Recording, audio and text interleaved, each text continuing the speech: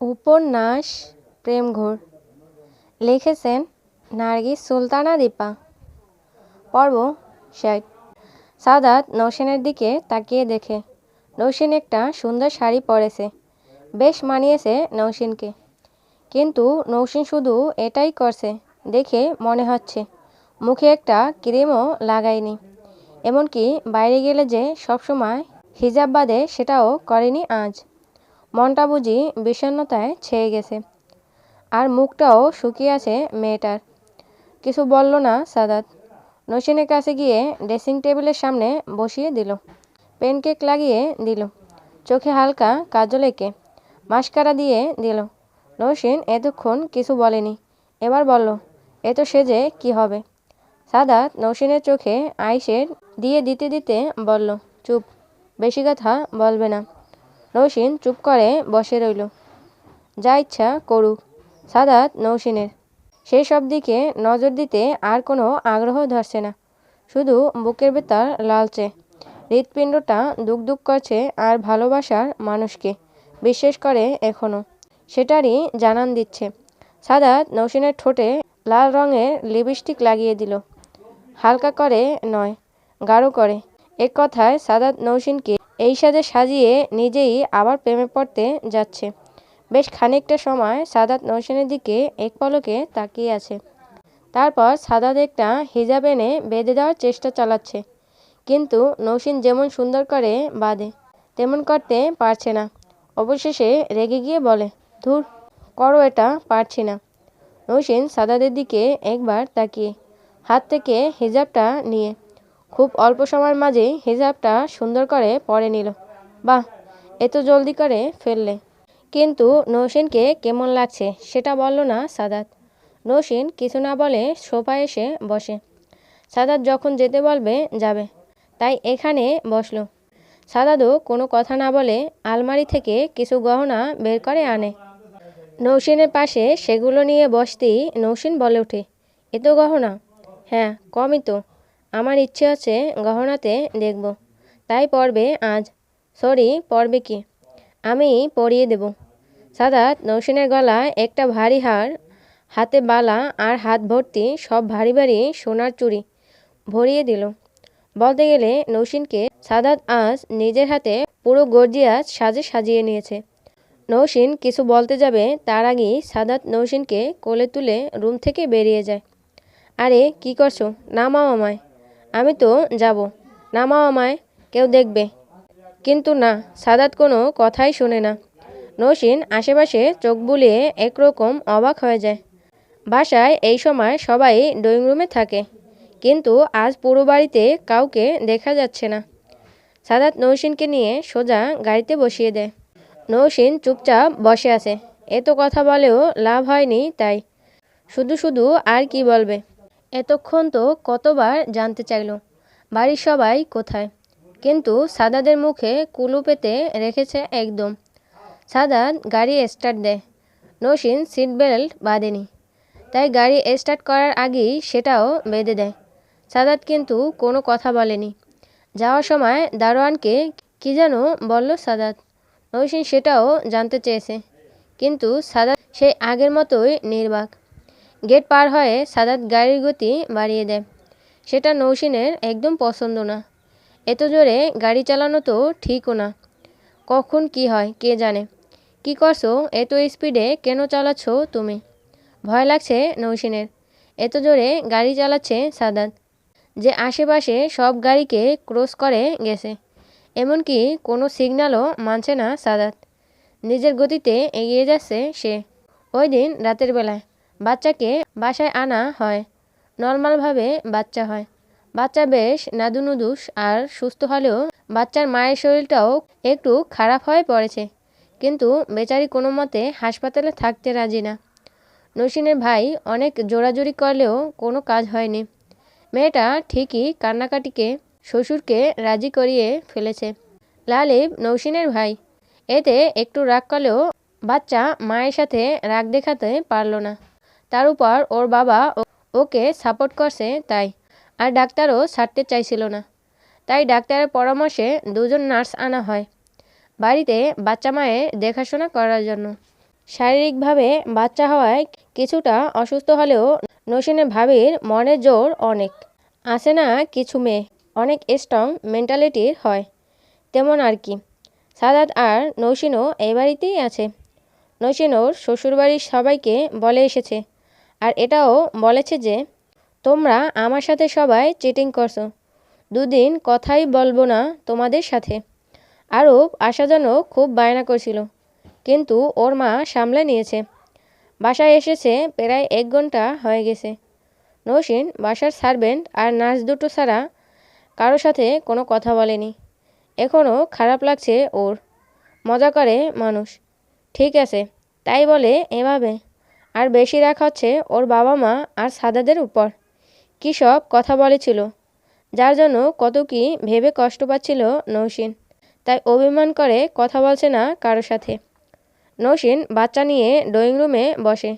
বাচ্চাটাকে অনেকভাবে আদর করছে। বাচ্চা পেলে মেয়েটার আর কিছুই লাগে না। এমনকি বাচ্চা পেয়ে বাসায় এসে ফ্রেশ পর্যন্ত হয়নি। যদিও ওর মা আর সাদাত অনেকবার বলেছে এসব ভারী জিনিস চেঞ্জ করে নিতে। আর নৌসিনেরও এগুলো পরে থাকতে খুব খারাপ লাগছিল, কিন্তু ওদের ওপর জেদ দেখিয়ে আর চেঞ্জ করেনি। বাচ্চা নিয়ে বসেছে। নৌসিনের মা বলল, কিরে ওকে দে, একদিনের বাচ্চার সাথে এত কি করিস তুই?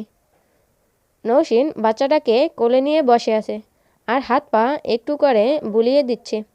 কোনো জবাব দিল না তার মায়ের কথায়। ওর মা আবারও বলল, দে মা, ওর মায়ের কাছে দিয়ে আসি। সেই কখন থেকে তো রাখলি। আর বাচ্চাটাও কি আজীব, ফুপুর কোলে উঠে কোনো কান্নাকাটি করছে না। দে মা, ওর মায়ের কাছে দিয়ে আসি। নৌসিন কিছুটা বিরক্ত ভাব নিয়ে মুখ খুলে এবার, আমি তো রাখছি। নৌসিনের মা কিছু বলতে যাবে, তার আগেই সাদাত নৌসিনের কোল থেকে বাচ্চাটাকে নিয়ে ওর শাশুড়ির কোলে দিয়ে দেয়। নৌসিন সাদাতের দিকে এক নজর তাকিয়ে ধ্যাত ধ্যাত বলি নিজের রুমে চলে যায়। সাদাতও রুমে এসেছে। নৌসিন পা তুলে বিছানায় বসে আছে। সাদাত যে পাশে দাঁড়িয়ে আছে সে দেখেছে, তবুও কিছু বলছে না। ভালোই লাগছে না ওর।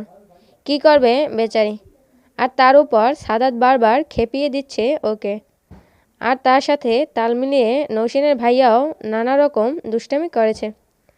আর বাসায় আসার পর সাদাত বিকেলে ঘটে যাওয়া সব ঘটনা, এমনকি ও কি বলেছে সেটাও নৌসিনের বাবা আর ভাইয়ের সাথে শেয়ার করেছে। আর নৌসিন যে বিকেলের কাহিনীর জন্য সাদাতের উপর রাগ দেখায়নি, তার জন্য সবাই মিলে খুব মজাও নিয়েছে। আর নৌসিন একটু শান্তিতে বসেছিল বাচ্চাটা নিয়ে। ওর মায়ের কত তাড়া, আর সাদাত তো আছেই, এখন একটু চুপচাপ বসে আছে। তার উপায়ও নেই। সাদাত পাশে দাঁড়িয়ে থেকে হাত টেনে নিয়ে হাত ভর্তি চুড়ি নিয়ে নাড়াচ্ছে। নৌসিনের দুহাত একসাথে করে দুহাতের চুড়ি একসাথে করে বাজাচ্ছে। আপনারাই বলুন কার না মেজাজটা গরম হয়। অবশেষে সাদাতের জ্বালা সহ্য করতে না পেরে ফিরে তাকায় সাদাতের দিকে। ইস, ব্যথা লাগে কিন্তু আমার। এইবার সাদাত নৌসিনের সামনে গিয়ে বসে পড়ে। হাত দুটো আগের মতোই একসাথে করে বাজাচ্ছে। হাত ভর্তি সোনার চুড়ি আর বালা, সেগুলো কি কম ভারী নাকি? এভাবে বাজাচ্ছে, হাতেও তো লাগছে। উফ, কি ফাজলামি শুরু করছো তুমি, ব্যথা পাই না আমি? হাত দুটো নিজের বুকে জড়িয়ে ধরে সাদাত। নৌসিনের একদম কাছে গিয়ে বসে করুণ সুরে বলছে, ওহ জান, আমি তো সরি বলেছি, এখনও মন খারাপ করে থাকবে? সরি তো, সরি না বলো। নৌসিনের খুব হাসি পাচ্ছিল সাদাদের মুখে এমন ভাব দেখে, তবুও হাসলো না।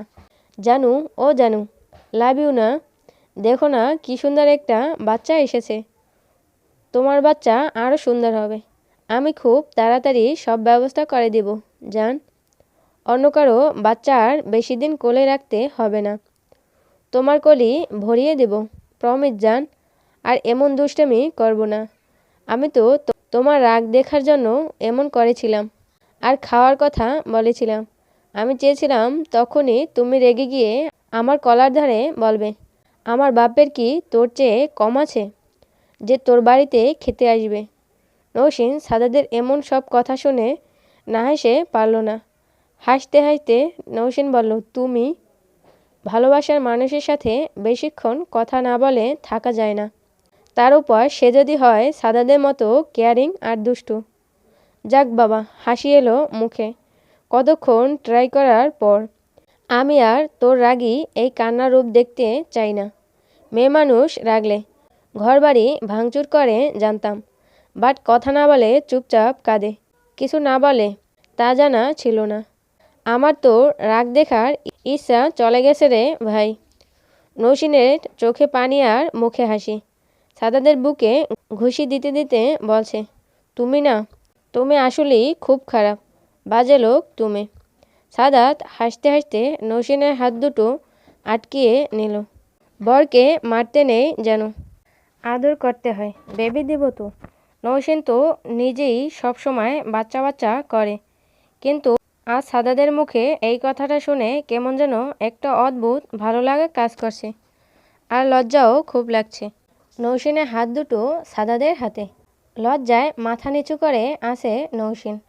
অসম্ভব ভালো লাগছে তার, কারণ সাদাত বলেছে তাকে আর বেশি ওয়েট করাবে না, কুলজোরে একটা ফুটফুটে কাউকে এনে দিবে। ওরে আমার লজ্জাবতী লতিকা, আর লজ্জা পেও না গো। নৌসিন কিছু বলল না। ওর মুখে বলা একটা শব্দ, যেটা প্রায়ই বলে, ধ্যাত, সেটা বলে সাদাদের বুকে মুখ লুকায়। সাদাদও হেসে দিয়ে জড়িয়ে ধরে নৌসিনকে। নৌসিন ভারী ভারী সব গহনা শাড়ি খুলে নিয়ে সারবে নৌসিনের মতো ড্রেস আপ নিয়ে গুনগুন করে ওয়াশরুম থেকে বের হচ্ছে।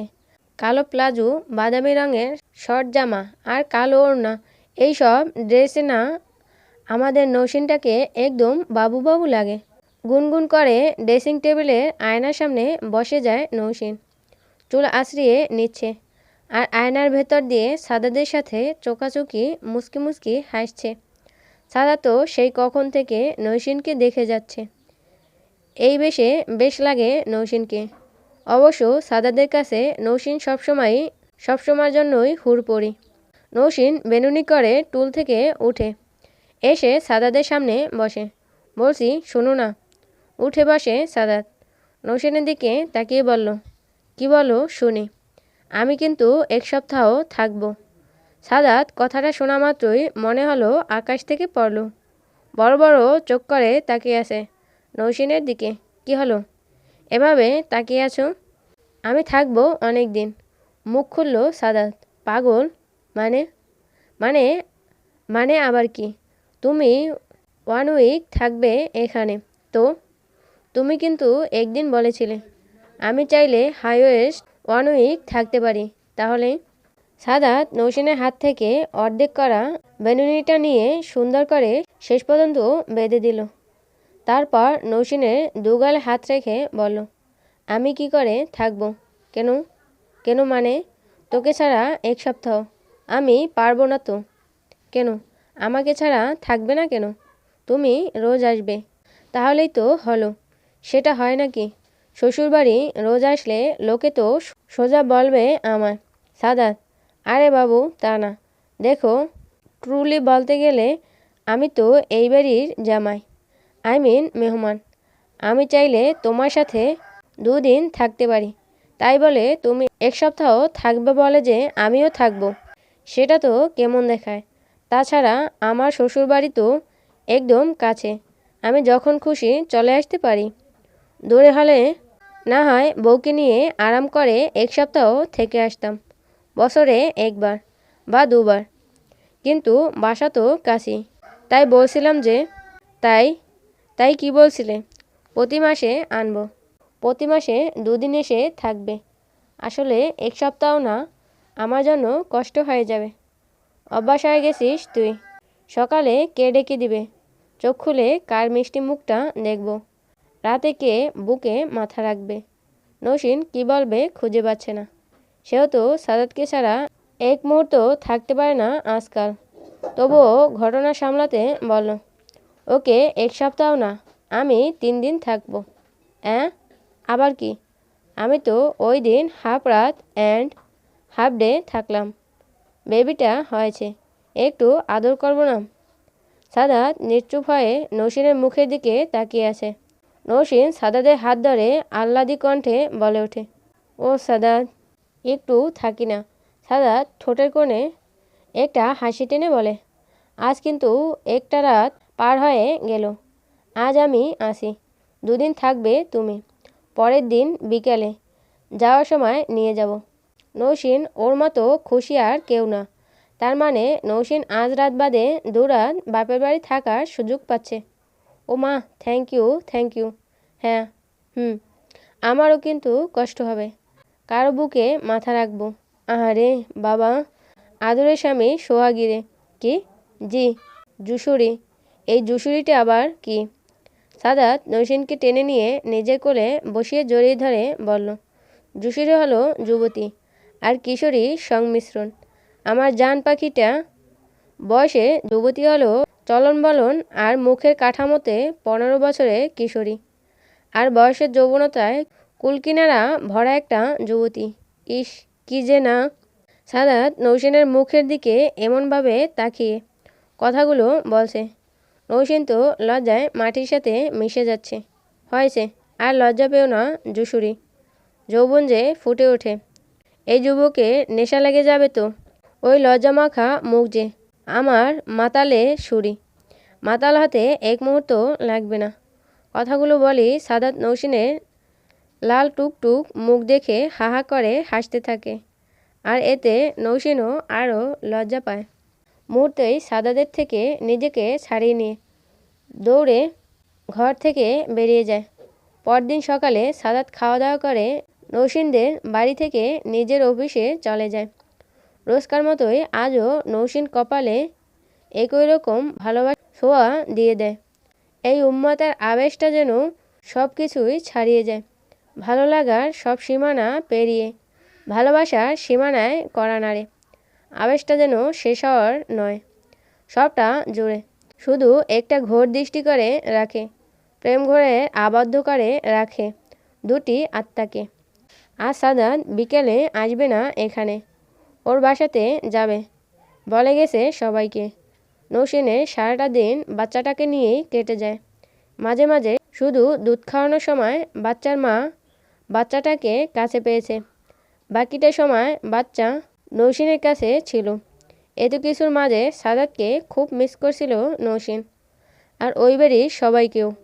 কেমন যেন মায়া লেগে গেছে ওদের সবার উপর, বিশেষ করে আরুপের উপর। তাই অনেকবার সাদাতের সাথে কথা বলেছে। তার সাথে বাসায়ও ফোন করে নিয়েছে।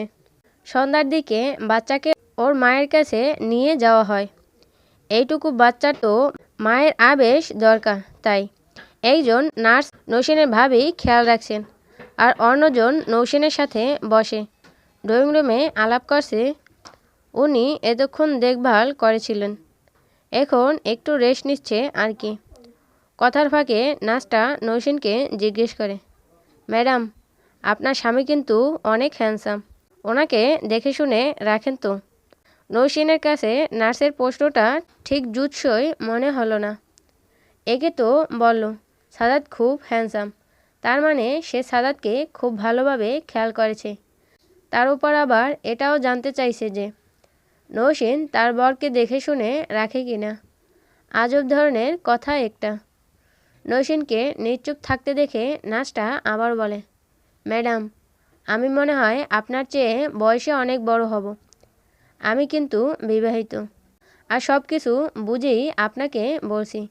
পুরুষ মানুষ, একটু দেখে শুনে রাখবেন। নার্সটার কথা বলার সময় চোখ মুখ কেমন একটা অদ্ভুত করে রাখল। দেখে এটা বোঝা যাচ্ছে যেন সাদাত ওনার কতদিনের চেনা, আর উনি সাদাতের সম্পর্কে অনেক কিছু জেনে এমন বলেছেন। নৌসিনের ভালো লাগছে না এই মহিলাকে। নৌসিন এইসব সন্দেহবাজ মহিলাদের খুব কম পছন্দ করে। ওর কথা একটাই, মনে হয় মানুষ। সে মনে যদি অন্য কেউ এসে যায় তাহলে সেখানে জোরাজুরি করার কিছুই নেই। আর মন একটাই হয় যদি মনের মানুষকে সত্যিই একবার মন দেওয়া হয়। কোনো রূপসী হোক আর কোনো মোস্ট ড্রেসিং বয় হোক, তার কোনো জায়গা নেই। সে জায়গা শুধু ভালোবাসার মানুষের জন্য। নৌসিন নার্সে ওনার কাছে কথা স্মরণ করিয়ে দিয়ে উঠে যায় সেখান থেকে। মাকে সাহায্য করার জন্য রান্নাঘরে যায়। আরফানরা আসবে আজ বাচ্চা দেখতে, তাই ওর মা অনেক কিছু করছে। সাথে সাথে নৌসিনও হাত লাগাচ্ছে। আচ্ছা মা, ভাবির 8 মাসের বেবি হয়ে গেল। 8 মাসে না রে পাগলি, তোর ভাবি তো প্রথম দিকে ডেট ঠিকঠাক বলতে পারেনি। আর ডাক্তারের হিসেব 8 মাস 2 সপ্তাহ ছিল তোর বিয়ের সময়। আর আমাদের হিসেবে 9 মাস পড়েছে এটা। ডাক্তার তো বলেছিল পরের সপ্তাহে সিজারের কথা, কিন্তু আল্লাহর রহমতে আগেই হলো। সেগুলোর দরকার হলো না। নৌসিন কী যেন ভেবে কিছু সময় পর আওয়াজ দিল, মা। আমিও বেবি নিব।